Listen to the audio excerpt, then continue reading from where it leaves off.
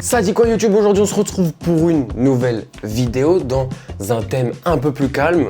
J'avais fait un vote sur Instagram pour savoir si est-ce que je faisais le retour des traits d'horreur. Franchement je m'attendais pas à autant de votes, j'étais super surpris et super content d'avoir 100% de oui. Vraiment j'étais choqué. Toujours on n'oublie pas de liker et de s'abonner. Bref, on va pas parler plus. Est-ce que vous voulez avoir peur? Vous voulez des frissons? Vous voulez de l'horreur? Je le sais que vous voulez de l'horreur. Donc on va passer tout de suite au trait d'horreur. Et juste avant ça,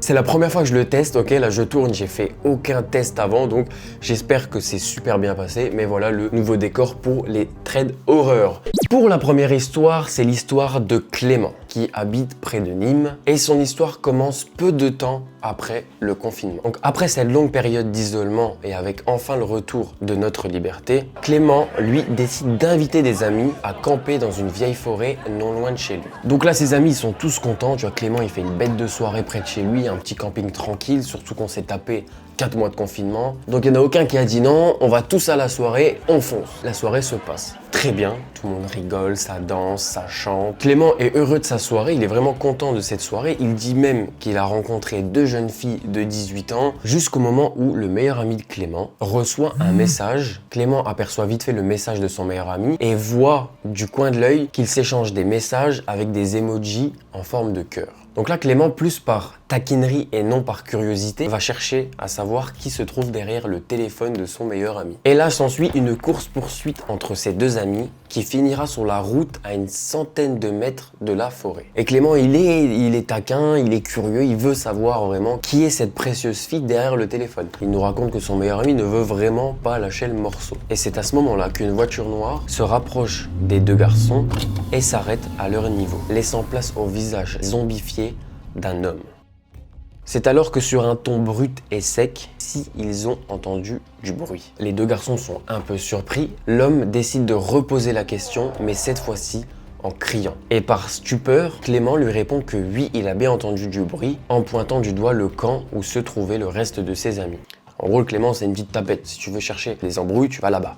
Après un long silence, Clément remarque qu'il y a un revolver sur la banquette passager de cet homme. Et c'est à ce moment-là, en une fraction de seconde, Clément crie à son ami de courir et ils vont alors commencer à faire un sprint digne des JO. Les deux garçons décident de s'arrêter pour savoir où est la voiture. Et malheureusement, ils vont voir quelque chose qui fait quand même flipper, c'est-à-dire que la voiture était en train de partir en direction du campement de ses amis dans la forêt. Clément et son meilleur ami vont vraiment avoir très peur pour ses amis et vont décider de sprinter jusqu'au campement pour les prévenir de ce qui va se passer. Et c'est une fois arrivé au campement qu'il n'y a aucune voiture noire. On ne sait pas où elle est, elle a vraiment disparu.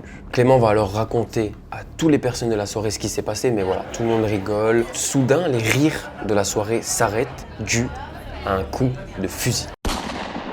Donc là, plus personne ne parle. Tout le monde se regarde dans le blanc des yeux, comprend que Clément et son meilleur ami n'ont pas menti, jusqu'au moment où 3 coups de feu retentissent dans la forêt. Donc là, ils vont vraiment se chier dessus, ils vont décider de courir en direction de la ville. Et à retenir que Clément vient de se taper 3 sprints de ouf. Et là, il faut qu'il en tape un 4e. Donc Clément, il nous raconte qu'il fait pas beaucoup de sport, qu'il n'a pas un cardio de malade. Et malheureusement, ils vont tous se séparer et Clément va se retrouver tout seul. À bout de force, il va alors décider de se cacher derrière un arrêt de bus. Et à ce moment-là, il va penser que donc il est à l'abri, il est en sécurité, il est caché. Et il va décider d'appeler la gendarmerie. La gendarmerie répond et va lui dire qu'il ne faut surtout pas bouger de cette cachette. Ils vont envoyer une patrouille qui se trouve non loin du lieu du crime. Enfin, du crime, c'est ce qu'on suppose dans ces moments-là. Clément va être patient, va donc attendre près de son arrêt de bus, toujours dans la panique, jusqu'à un moment où il va entendre une voiture arriver. Pris d'émotion, il va tout de suite penser que c'est la gendarmerie et va sortir sa tête de son abri de bus. Mais malheureusement, ce n'était pas la gendarmerie, mais bien la voiture de l'homme qui était de retour. Clément, toujours dans la peur, va donc se recacher dans cet abri, sauf qu'il va entendre que la voiture s'arrête près de lui, que l'homme descend de la voiture et des pas qui se rapprochent de plus en plus de l'abri de bus. M'a-t-il vu? M'a-t-il pas vu? Sinon pourquoi s'arrêterait-il?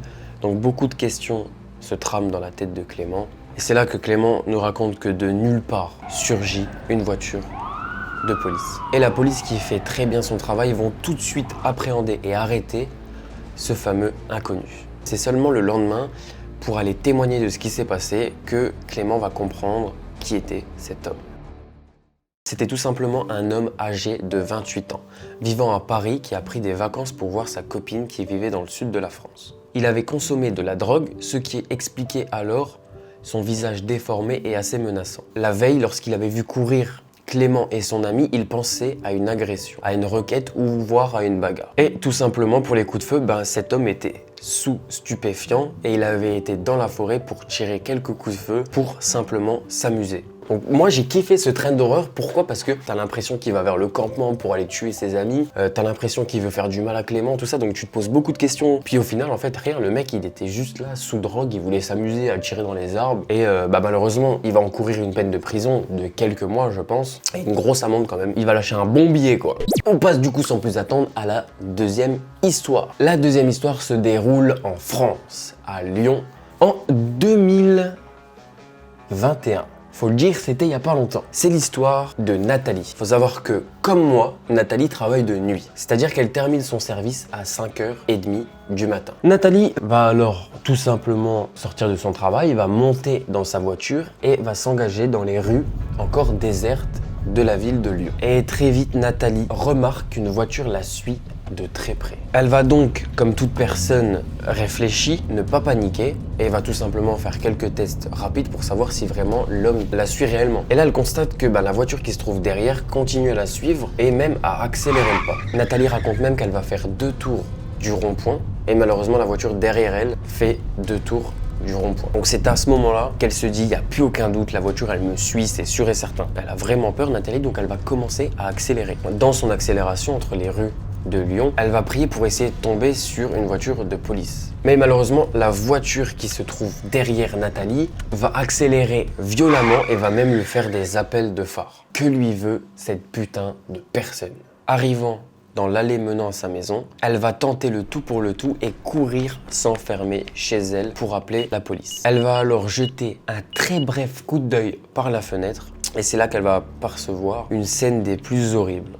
Elle voit une grande silhouette armée d'un couteau de boucher attaquant sauvagement l'homme qui se trouvait derrière Nathalie. Donc terrifiée, Nathalie se refugie immédiatement dans sa salle de bain, priant pour que les secours arrivent d'une minute à l'autre. Et ce n'est que quelques instants plus tard que la police arrive enfin sur les lieux de ce fameux crime. Tout s'éclaircit enfin, parce qu'on se pose quand même beaucoup de questions. L'homme dans la voiture qui suivait Nathalie essayait tout simplement de la sauver. Car d'après l'enquête de police, cet homme avait vu se glisser dans la voiture de Nathalie avant qu'elle parte du travail.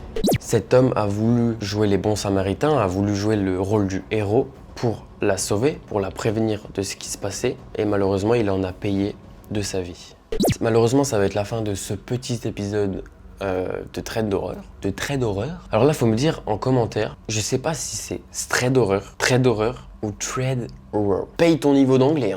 Ceux qui sont présents sur la chaîne, comme vous le savez, c'est un Trend Horror par mois. Ceux qui sont pas présents, maintenant, vous le savez. J'attends vos commentaires avec impatience sur ces deux histoires qui sont incroyables pour moi. Donc voilà les gars, sur ce, je vous dis à dimanche prochain et je vous fais plein de bisous sur le cul.